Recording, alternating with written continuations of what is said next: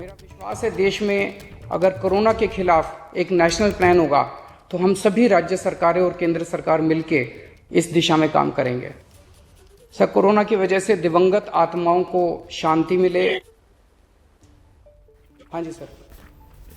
ये हमारी जो परंपरा है, हमारे जो प्रोटोकॉल है, उसके बहुत खिलाफ हो रहा है कि कोई मुख्यमंत्री ऐसी इन हाउस मीटिंग को लाइव टेलीकास्ट करें। ये उचित नहीं है। ये हमने हमेशा संयम पालन करना चाहिए।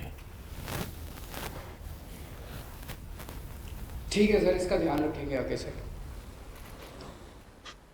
सर, मैं सभी आत्माओं को शांति मिले जिन जिन लोगों का इस दौरान कोरोना की वजह से जिनका देहांत हो गया, और उनके परिवारों को दुख सहने की शक्ति दे। अगर सर मेरी तरफ से कोई गुस्ताखी हुई है, मैंने कुछ कठोर बोल दिया, मेरे आचरण में कोई गलती है, तो उसके लिए मैं माफ़ी चाहता हूँ।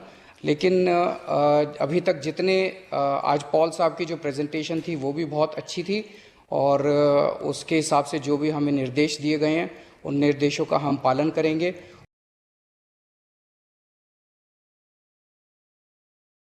मेरा विश्वास है देश में अगर कोरोना के खिलाफ एक नेशनल प्लान होगा तो हम सभी राज्य सरकारें और केंद्र सरकार मिलके इस दिशा में काम करेंगे। सर, कोरोना की वजह से दिवंगत आत्माओं को शांति मिले। हाँ जी सर।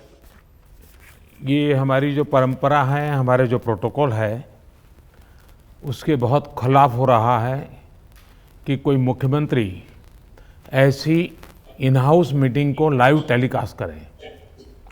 ये उचित नहीं है।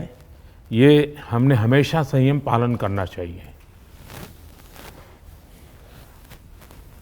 ठीक है सर, इसका ध्यान रखेंगे आगे से। सर, मैं सभी आत्माओं को शांति मिले जिन जिन लोगों का इस दौरान कोरोना की वजह से जिनका देहांत हो गया, और उनके परिवारों को दुख सहने की शक्ति दे। अगर सर मेरी तरफ से कोई गुस्ताखी हुई है, मैंने कुछ कठोर बोल दिया, मेरे आचरण में कोई गलती है, तो उसके लिए मैं माफ़ी चाहता हूँ। लेकिन अभी तक जितने आज पॉल साहब की जो प्रेजेंटेशन थी वो भी बहुत अच्छी थी, और उसके हिसाब से जो भी हमें निर्देश दिए गए हैं उन निर्देशों का हम पालन करेंगे।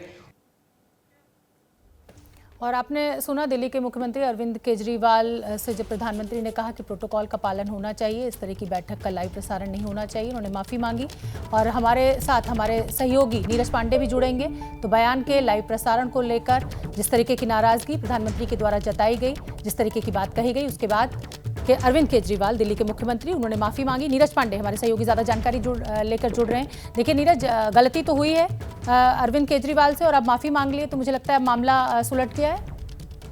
देखिए, मामला सुलट नहीं गया है शुभना। इसे देखिए आप, इसे इस रूप में लीजिए। मैंने पहले ही कहा कि 2020 से लेके अब तक ऐसी बहुत सारी बैठकें हो चुकी हैं, लेकिन ये पहली बार ऐसा हुआ है कि किसी मुख्यमंत्री ने किसी इस पूरी बातचीत को, जो इंटरनल बातचीत होती है वीसी के जरिए, सारी कॉन्फिडेंशियल बातचीत होती है, उसका लाइव प्रसारण हुआ है। ये पहली बार ऐसा हुआ है, इससे पहले कभी नहीं देखा गया। प्रधानमंत्री और गृह मंत्री भी बात करते थे, रखते थे, उनके अधिकारी भी बात रखते थे, स्वास्थ्य मंत्री, लेकिन कभी भी अंदर के कन्वर्सेशन सामने नहीं आए थे। ये पहली बार ऐसा हुआ कि जब उनको ये किसी मुख्यमंत्री की जो बातचीत है, इस मीटिंग के दौरान की बातचीत है, वो सार्वजनिक की गई है, वो बाहर आई है। फ़ोटो वगैरह तक तो आती थी, हम लोगों ने बहुत सारे उसमें मामलों में देखे कि फ़ोटो सामने आ रही है, वीडियो कॉन्फ्रेंसिंग में सारे विंडोज़ कटे हुए हैं, वो फ़ोटो आ जाती थी सामने, लेकिन ऐसी कन्वर्सेशन कभी सामने नहीं आई।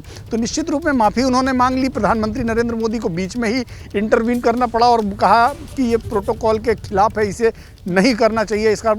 लेकिन अभी ये मामला इतना आसानी से शांत हो जाएगा, ये थोड़ा अभी समय है, इसको समझना पड़ेगा, क्योंकि ये एक बहुत ही गंभीर मुद्दा है कि संघीय ढांचे में प्रधानमंत्री और मुख्यमंत्री जब कोई बात कर रहे हों और उस बात को इस तरह की सार्वजनिक रूप से किया जाए, ये एक गंभीर मुद्दा है।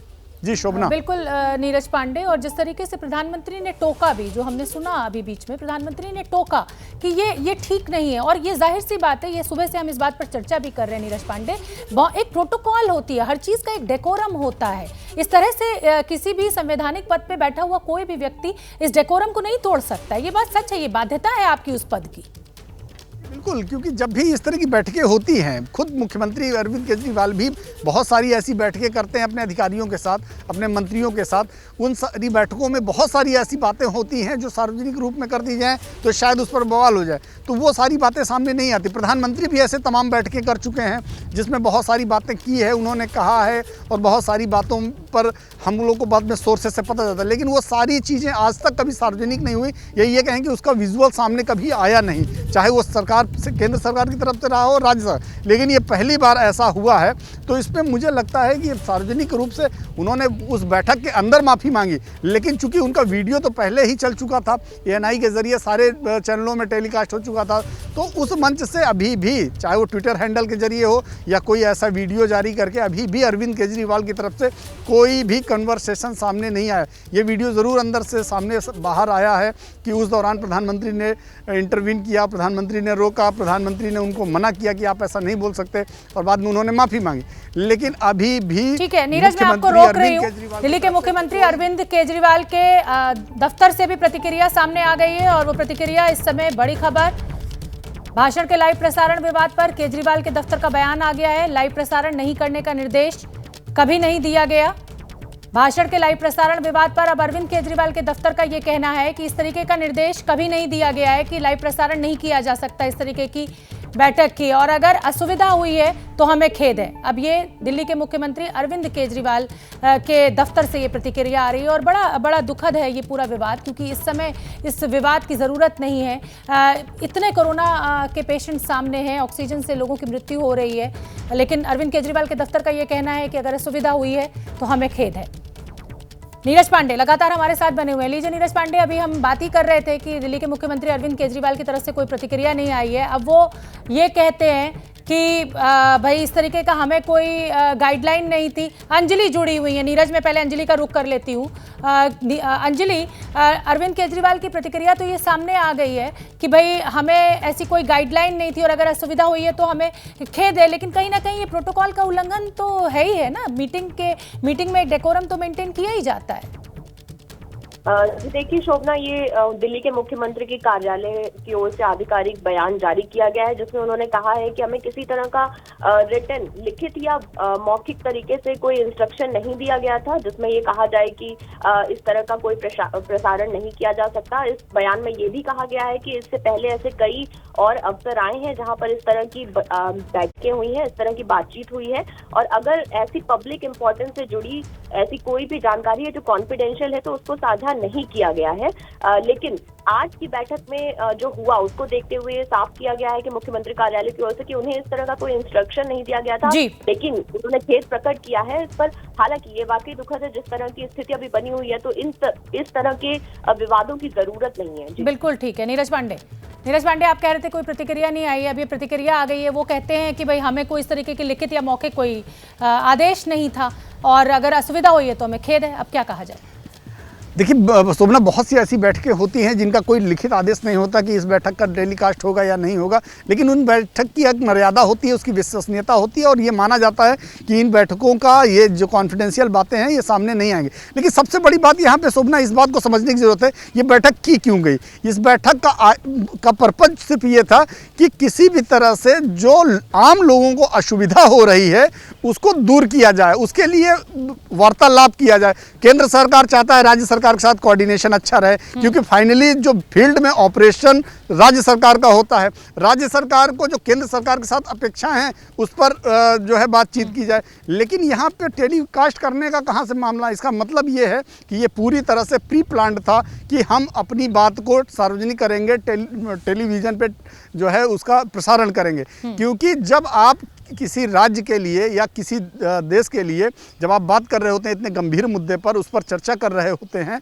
तो उस पर टेलीविज़न पे प्रसारण या उस पर आने का कोई बहुत ज़्यादा पर्पज़ नहीं होता। हाँ, ये हो सकता है कि इस बैठक के बाद अगर अरविंद केजरीवाल जी को लगता कि शायद उन्हें इस बात को रखना चाहिए, तो इस बैठक के बाद एक अलग से वो प्रेस कॉन्फ्रेंस कर सकते थे बिल्कुल या ठीक है, अपना सहमत हूं मैं आपसे। स्पीच या अपना स्पीच दे सकते थे। बिल्कुल। वैसे ऐसा ही कि प्रधानमंत्री भी करते हैं। प्रधानमंत्री नरेंद्र मोदी बैठक जब समाप्त हो जाती है तो बैठक समाप्त होने के बाद एक कंक्लूजन स्पीच देते हैं जिसमें कॉमन बातें रखते हैं कि आखिर कैसे लड़ा जाए, कैसे वो किया जाए। और वैसे भी जब भी प्रधानमंत्री को यार एक चीज अच्छी है नीरज पांडे की, प्रधानमंत्री ने अभिभावक होने के नाते, क्योंकि वो हेड ऑफ द फैमिली हैं, भारत के प्रधानमंत्री हैं, सभी राज्यों का भी प्रतिनिधित्व उन्हीं केंद्र सरकार के पास ही है, तो एक तरीके से प्रधानमंत्री मोदी ने उनको टोका और वहीं पर अरविंद केजरीवाल ने माफी मांगी। एक बार हम अपने दर्शकों को फिर से सुनवा देते हैं कि क्या कुछ हुआ वहां पर उस समय बैठक में।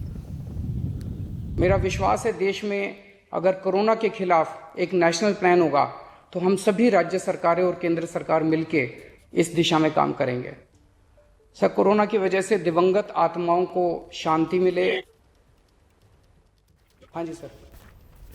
ये हमारी जो परंपरा है, हमारे जो प्रोटोकॉल है, उसके बहुत खिलाफ हो रहा है कि कोई मुख्यमंत्री ऐसी इन हाउस मीटिंग को लाइव टेलीकास्ट करें।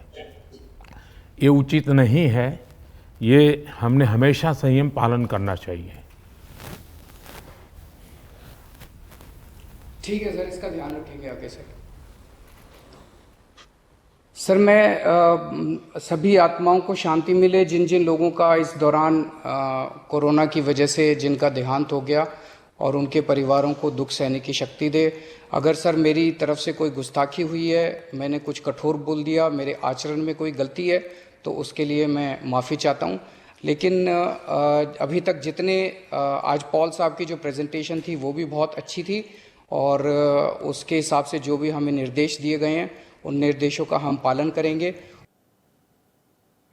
तो दिल्ली के मुख्यमंत्री ने क्षमा मांगी जब प्रधानमंत्री ने उनको कहा कि ये परंपरा नहीं है, इस तरह से प्रोटोकॉल नहीं है। एक बार सुनवा देते हैं क्या कुछ कहा था दिल्ली के मुख्यमंत्री अरविंद केजरीवाल ने, जिसको लेकर इतना बड़ा विवाद खड़ा हो गया और केंद्र सरकार ने आपत्ति जताई।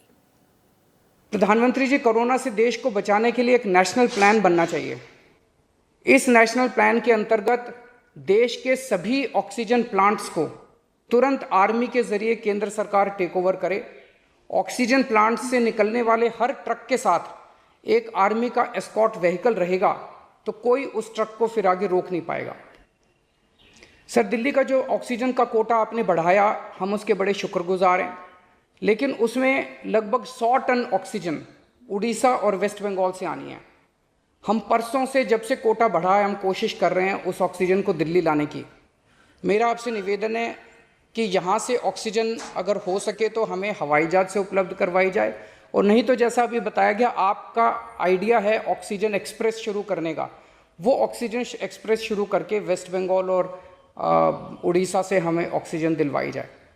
प्रधानमंत्री जी, हमारे देश के वैज्ञानिकों ने इतने कम समय में जो वैक्सीन बनाई है, इसके लिए हमारे वैज्ञानिक साधुवाद के पात्र हैं। आपने इसमें जो प्रयास किए, आपका बहुत बहुत शुक्रिया।